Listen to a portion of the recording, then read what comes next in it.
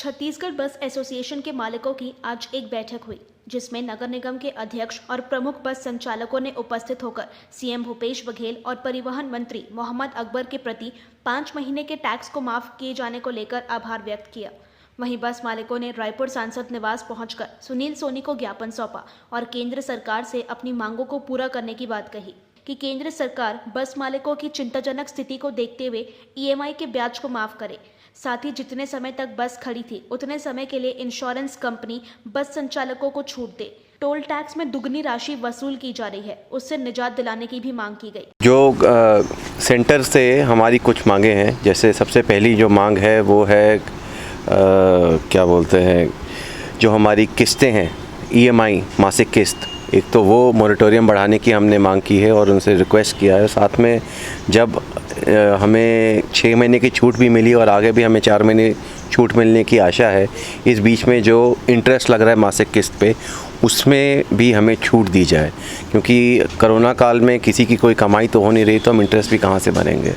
दूसरा, जो हम मासिक कर जो भरते हैं, मंथली टैक्स जो बसों का जो रहता है, जो स्टेट को देते हैं, उससे दुगना टैक्स सेंटर की ओर से टोल टैक्स के रूप में वसूल किया जाना चालू हो गया। सांसद सुनील सोनी ने कहा कि वे केंद्रीय मंत्री नितिन गडकरी और डॉक्टर निर्मला सीतारमण से इस संबंध में चर्चा कर उचित न्याय दिलाने के लिए कोशिश करेंगे। बस एसोसिएशन के पदाधिकारियों और नगर निगम के पूर्व महापौर प्रमोद दुबे ने छोटे बस ऑपरेटरों की स्थिति पर चिंता व्यक्त की है। उन्होंने कहा कि जिनके पास 1 या 2 बस है, वे डीजल की बढ़ोतरी के चलते गाड़ी चलाने में असमर्थ हैं।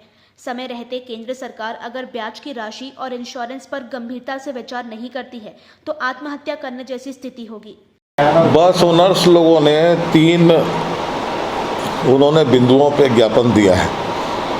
इसको केंद्र में जो है हमारे मंत्री जी तक के हम उनको इनकी बात को वहाँ पहुँचाएंगे, क्योंकि ये देश का मामला है और जो भी निर्णय होगा पूरे देश के लिए एक समान निर्णय होगा।